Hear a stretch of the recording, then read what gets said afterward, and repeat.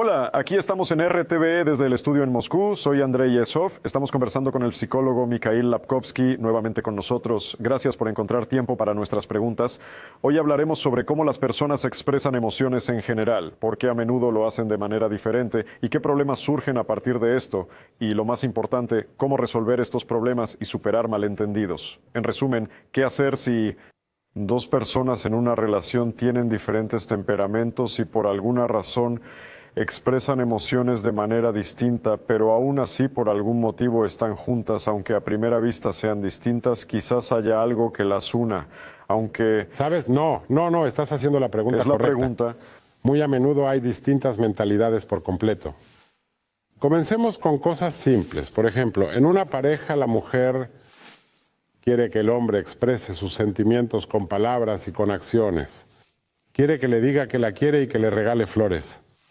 El hombre, que creció en otro ambiente o de una familia diferente, nunca habla de amor en absoluto. Tampoco es de regalar flores. Y la mujer piensa que no la quiere. Y de vez en cuando empieza a llorar y a querer aclarar las cosas con él.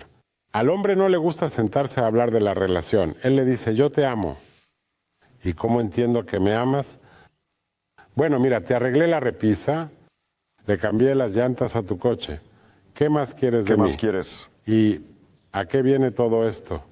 A que en la mentalidad de este hombre el amor se expresa con acciones, con hechos concretos, como si lo diera todo en cada acción. Y para la mujer, el amor se expresa con muestras de atención, con abrazos, besos, palabras y flores. El hombre lo expresa completamente diferente. No entiende de esto en absoluto y no es propio de él. Es decir, él conscientemente entiende qué es lo que ella quiere, pero no se comportará así. Y bueno, hiciste la pregunta, bueno, y entonces, ¿y qué ¿Supone hacer algún al problema o es respecto? solo algo que hay que esto tener en supone un cuenta? problema, porque lo que yo he aprendido de mi trabajo, por ejemplo, es que hay mujeres que nunca toman la iniciativa a la hora de tener relaciones. No es un comportamiento de las mujeres. Se supone que el hombre debe saltar sobre mí y hacerme suya. Así comenzó a explicar una señora. El hombre piensa que ella simplemente no lo quiere. ¿Y por qué? Pues llevan 20 años casados y ella nunca ha mostrado deseo alguno. Cuando él empieza a coquetearle, ella cede. Pero no hay nada detrás de eso, es decir, ella no lo siente. Quizás le disgusta profundamente, quizás ni siquiera lo ama. Empiezo a hablarles como psicólogo y les hago preguntas. Señora, ¿a veces siente este deseo? Ella dice que a veces sí. ¿Y cómo puede su marido entenderlo? Bueno, a mí no. Ella empieza una conversación tan estúpida, algo como, pero no tengo tiempo para eso, entienda, todo ha terminado. Yo digo, bueno, ya sabes, él también es un ser humano, también tiene sentimientos. Si al menos lo besas o te acercas de alguna manera, él así entiende que no le eres indiferente. Ella empieza a protestar, aunque tiene 40 años y 3 hijos, y dice, Mikhail, bueno, yo no me comporto así. Considero que eso está mal. Si ambos comparten la misma mentalidad, bien. Entonces no hay problema. Pero si ella es de una forma y él de otra, como se dice, entonces hay problemas porque él fue quien sugirió ir al psicólogo porque le parece que para ella el sexo no es necesario en absoluto. ¿Y cómo saber qué necesita ella? ¿Cómo adivinarlo? Bueno, de alguna manera debe adivinarlo y así. Es decir, estas diferencias en las mentalidades, desafortunadamente, se reflejan en las relaciones y crean problemas. Bueno, es un ejemplo. Yo no me comporto así. Tiene sentido replantearse a sí mismo de alguna manera y rehacer una personalidad ya completamente formada para que tal vez, a partir de buenas intenciones, hacer crecer de alguna manera la relación. ¿O es para salvar la relación? ¿Sabes? Te diré algo ahora. No para salvar la relación, sino para ser una persona con más libertad y desinhibida. Hay un cuento de algún país, no recuerdo cuál, tampoco recuerdo la época, es más bien un cuento popular. Un niño está a punto de caer. Por un acantilado el padre lo ve, se acerca y le pisa la camisa con el pie para evitar que se caiga, pero no lo levanta, esperando a que venga la madre, Un hombre no debería coger a un niño en sus brazos, aunque se esté cayendo por un acantilado. ¿Qué tiene que ver? Es algo de mujeres, es poco masculino. Digo, es una tontería, sí. Y funciona a nivel de instintos, como podemos ver. Sí, bueno, quiero Ya decir, veo, es un eso es niño. lo que la literatura Salva tiene al al respecto. niño pisándole la camisa, pero no lo tomó con las manos, espera a que la madre lo haga. Si comparamos tales situaciones, cuando hablamos de una mujer que no muestra iniciativa, es un cierto tabú, son prohibiciones. Aquí no se trata de destruirla o de hacerla sentir culpable y así mantener la relación. Esto indica que lamentablemente, tanto para él como para ella, esto es un problema, no expresa sus sentimientos del todo y por eso viven así. Si él tomara al niño en brazos, no se sentiría como una mujer después, lo cual teme tanto. Si ella mostrara iniciativa, él no la consideraría como prostituta. Por tanto, tiene sentido ayudarles, primero para resolver su problema y segundo para que vivan una vida más plena. Así obtendrán más emociones de la vida y de lo que estoy hablando es en general tabú. Es lo que una persona no puede hacer por algunas extrañas razones que lleva en su mente. Algunos dirán ahora que se ha vivido así durante miles de años observando todos estos tabúes y no nos ha ido tan mal. Dicen que es coronapsicosis, en Bielorrusia coronapsicosis, dice Alexander Grigorievich Lukashenko, un gran saludo para él. Está en sus cabezas el coronavirus y no tenemos nada, es así. Quiero decir, es incluso un problema en el sentido de que la gente, especialmente en las sociedades religiosas tradicionales, han estado viviendo así durante miles de años y en general no lo ven como un problema. No es que haya problemas, pero no piensan en resolverlos. Mientras no sea un problema, pueden salir adelante. Pero te he dado 2 ejemplos en los que sí es un problema.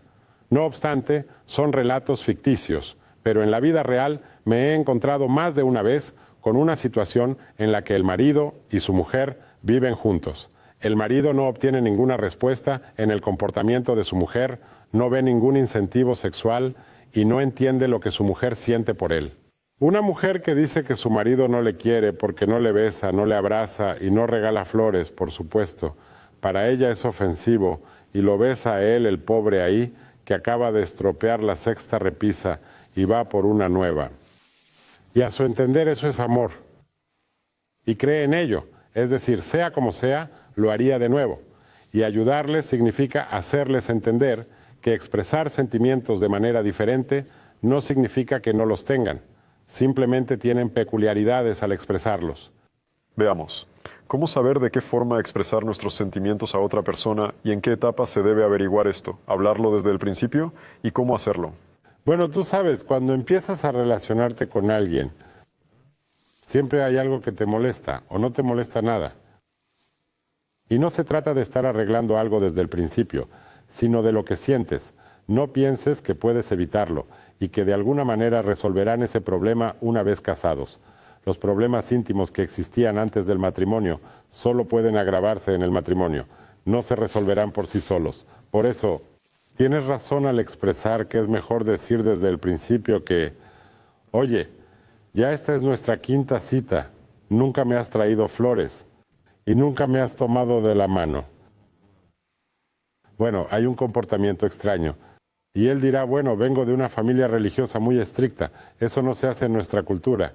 Y ella dirá, ¿sabes? Entiendo que tengas tus propias tradiciones, pero no eres lo que busco. Pero aquí hay un poco de tragedia, de verdad, No, creo. trágico sería si luego de casarse ella se pasara todo el tiempo llorando. Eso sí sería trágico, pero aún no tienen compromisos mutuos, apenas se conocieron ayer. Además, si hablamos del hombre y la mujer, el hombre generalmente es terco y no va a cambiar sus hábitos. Es como si dijera, adáptate. ¿Necesitas más que esto? Pues sí, y esta es la decisión correcta. No eres el adecuado para mí. No tengo futuro contigo, tener una relación así no es lo que quiero, es eso. ¿Y si alguien está dispuesto a cambiar para el futuro? ¿Por dónde empezar? ¿No puedes replantearte y ser alguien diferente? ¿Es difícil hacerlo por alguna razón? ¿Al menos eres consciente de lo que está pasando en tu mente? ¿Por qué no puedes comprarle flores a la chica? Está mal, No es de hombres, es tan, no sé, ¿por qué no puedes besarla? No en público, en casa. No es cosa de hombres, soy un macho masculino. No, este es un hombre que no puede expresar sus sentimientos. Tiene todas sus emociones reprimidas, no las expresa. Cuando un hombre comprende que ser así no cambia nada en él, que no se vuelve homosexual por abrazar a su mujer y sigue siendo el mismo hombre, pero se comporta así, entonces él comienza a darse cuenta de que no pasa nada por hacer eso, de que si lo juzgan, por ejemplo, puede cambiar. No estoy a favor de transformar a alguien por una idea, pero sí de cambiar la conciencia cuando hay un problema. Él ama a su mujer y ella parece amarlo, vale la pena. Por cierto, ¿de dónde vienen todos estos miedos, creo yo, más propios de la gente postsoviética, de no ajustarse al género, de que se piense algo de ellos, de ser homosexual, etcétera? ¿Está en qué en la historia puede Rusia ser? es un país intolerante, por desgracia. A mí, me resulta difícil decirlo porque el mundo ha cambiado. Pero si Freddy estuviera sentado aquí, en vez de mí ahora mismo, diría que es homosexualidad, por así decirlo. Pero él tiene una educadamente respuesta para dijo que todo, así que... si tienes una actitud intolerante hacia alguien, entonces hay algún tipo de problema serio. ¿Qué es lo que temes entonces si te comportas de esa manera? ¿Por qué eres tan intolerante? ¿Alguna vez los gays te han hecho daño? ¿Quizás te han robado dinero? ¿No? Entonces, ¿por qué no te gustan? Ah, tienes miedo de que te descubran. Es eso. Sí, estoy totalmente de acuerdo con él. Me parece que todo es más complicado porque los casi 200 millones de habitantes de la ex Unión Soviética probablemente sean El cristianos. tema aquí es bastante delicado porque el mundo entero lo percibe de manera normal. Bueno, excepto en las sociedades conservadoras, muy religiosas. ¿Sabes? No. En Tel Aviv he estado en un par de desfiles del orgullo gay, custodiados por militares armados. Pero bueno, Las parejas son recibidas en los hoteles. Cuando pasan autobuses con gays y lesbianas y sus hijos, todos agitan alegremente banderas y saludan. En todas las tiendas LGBT cuelgan banderas LGBT, etc. Y por favor, Israel es un país religioso. pero Israel es bastante, digamos, pertenece al mundo No, occidental. no, al mundo occidental. En Jerusalén te podrían decapitar por eso, pero en Tel Aviv todo es absolutamente a lo europeo. ¿Y por qué es así en Rusia? Es difícil para mí decirlo. Tengo un amigo que estuvo en la cárcel alguna vez, en la URSS, luego en otros países, y de repente le vino a la cabeza una idea interesante. Como alguien que ha pasado mucho tiempo encarcelado, de repente les pregunta a conocidos de este mundo, ¿por qué en las cárceles aquel que, por decirlo así, digamos, viola a alguien, es considerado como macho, mientras que el que es violado es llamado pato o gay? Y además continúa, ¿y cómo pueden hacer eso? Yo como heterosexual no podría tener una erección, pero a ustedes, miren, todo les va tan bien. ¿Podría ser esto un homosexualismo latente? Y este ladrón, un tipo mayor, se queda pensativo y dice, escucha, realmente me desconciertas con tu pregunta. Y dijo, es un tema muy interesante, que estos ciudadanos que son criminales acaban en el reformatorio temprano cuando tienen 15 años, y es todo el tiempo así a esta edad. Es su pubertad. Y por eso cuando se hacen adultos ya están acostumbrados a ello. No es un problema para ellos. Y otro que va a prisión siendo adulto dice, realmente no entiendo cómo puedes tener relaciones con un hombre si eres heterosexual. No deberías estar excitado. Incluso la libido no funcionaría. Dice, pero a ustedes les funciona, ¿no? Y el otro se quedó completamente desconcertado. No sabía qué responder. Y luego dijo, pero es porque nos Así de acostumbramos simple. desde pequeños. Son los resultados de la Sí, así es. investigación sobre sexualidad en nuestra entrevista en vivo con Mikhail Lapkovsky. Volvamos al tema de la expresión de los sentimientos. ¿Existen realmente casos en los que las personas no son compatibles en cuanto a temperamento de ninguna manera? Es decir, al mirar a un miembro de la pareja, al mirar al otro, puedes saber de inmediato, Que de ¿sabes? repente nada es compatible. ¿Por qué no lo dices así? Hay casos en que uno es flemático y el otro histérico. Entonces, ¿vamos a profundizar ahora en esta clasificación? No voy a complicar la cabeza de la gente ahora con clasificaciones. No, está bien, digo. Hay razas, grupos sanguíneos y así sucesivamente. Siempre hay uno que es muy emocional, muy explosivo. E histérico, sí, es verdad. Y el otro es esquizoide, así se dice. Es flemático y no participa en nada en absoluto. Así que se complementan, viven alma con alma. Uno grita todo el tiempo y el otro lo calma con su tranquilidad. Normalmente las chicas son emocionales y los chicos tranquilos y encuentran un lenguaje común. ¿Pero puede suceder que se contradigan en lo absoluto? ¿O todos de alguna forma se A veces complementan? son incompatibles, pero lo que es aún más incompatible, al contrario, es cuando ambos son así. Es decir, cuando uno es más tranquilo y el otro existe más el caso fuerte, de que sea en exceso? es mucho, es excesivo y lleva al conflicto. Pero cuando, por ejemplo, bueno, eso es un clásico, cuando la esposa es toda histérica, gritona, sí. Y el marido es como, está bien, siéntate, vamos a cenar. Es el sueño de toda mujer y ella se siente más tranquila. Al hombre, para seguir sintiéndose como una esfinge, le hace falta que ella corra y agite las alas a su alrededor. Él carece de eso, sobre todo siendo inofensiva, como es una mujer débil, algo así, y le dice, ya, he entendido, vamos a comer. Se complementan. Existe este reproche, él o ella me dedica poco tiempo. En general, ¿qué se esconde detrás de esta queja y por qué todos tienen diferentes Buena tu conceptos pregunta, Andrés, sobre sabes, lo que cada es una poco es mejor tiempo que la o otra. cuánto tiempo es suficiente? Empiezo a sentir que no soy necesario aquí, ya te lo he dicho. Sí, pero bueno, es un proyecto de autor.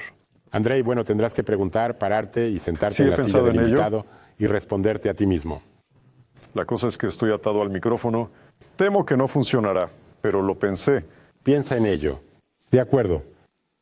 Haz tu pregunta de nuevo, por favor. Es él o ella quien dedica muy poco Sí, tiempo. seré sincero contigo sobre cómo es en realidad. Es una realidad. Y cuando el marido dice, escucha, ¿por qué dices que poco tiempo? Es que trabajo mucho. Al final, lo que gano es para toda la familia.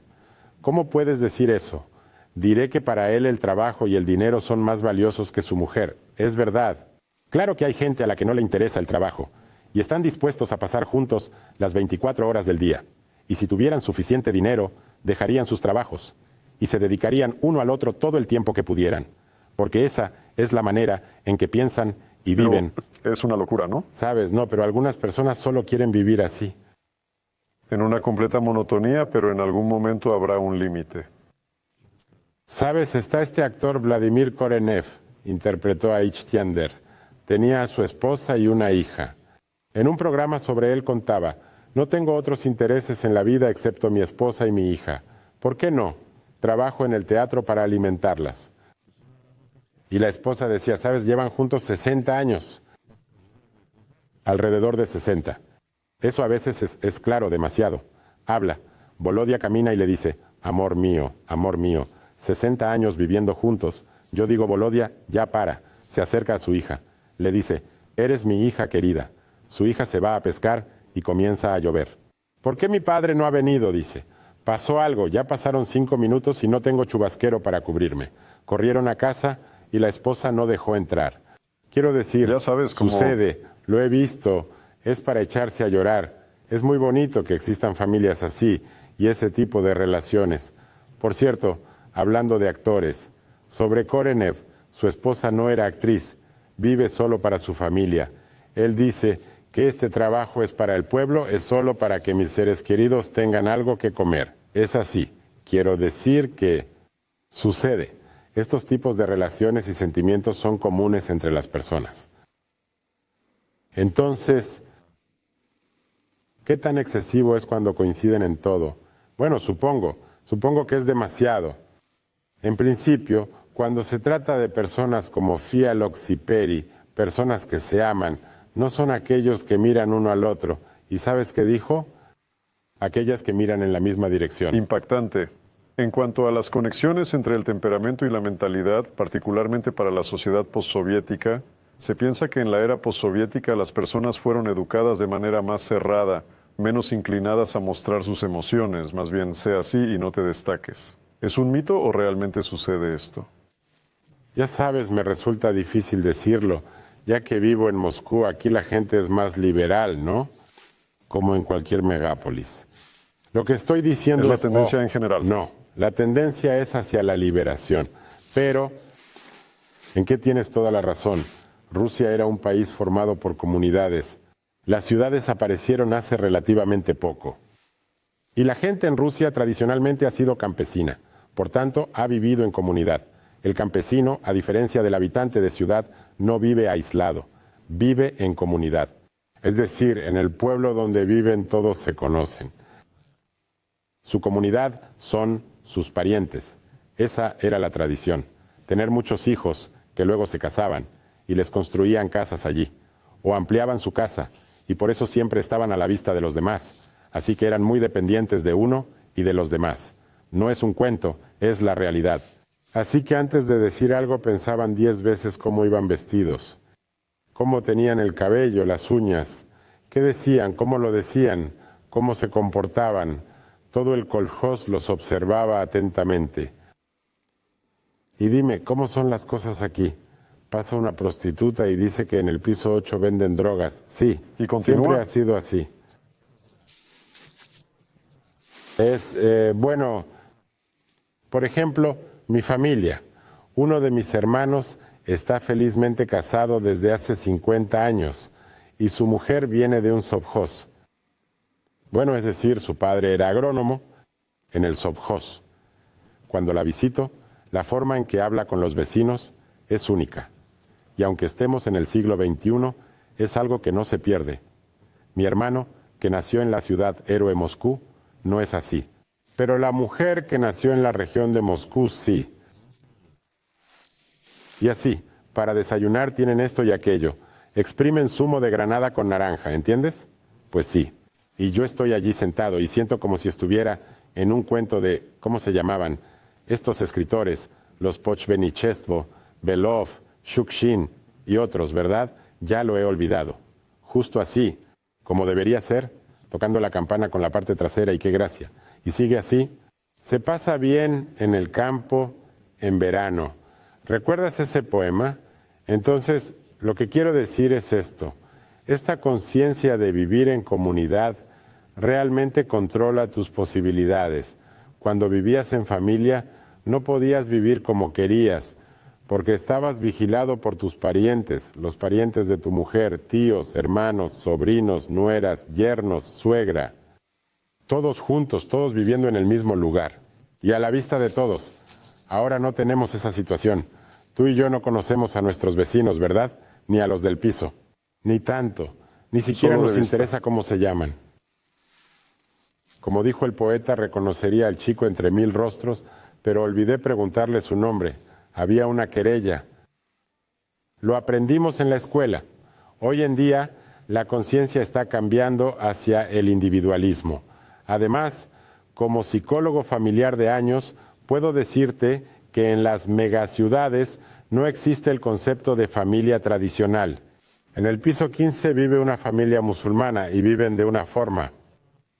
En el piso 18 viven católicos, aquellos otros son ateos.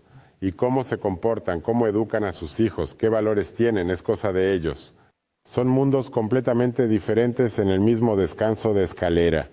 No había tal cosa antes, por supuesto, porque dentro del Imperio Ruso y de otros estados existía una mentalidad común, una común para todo el país. Era diferente. Por ejemplo, la propia nobleza no educaba a sus hijos. Los nobles no daban el pecho a sus hijos.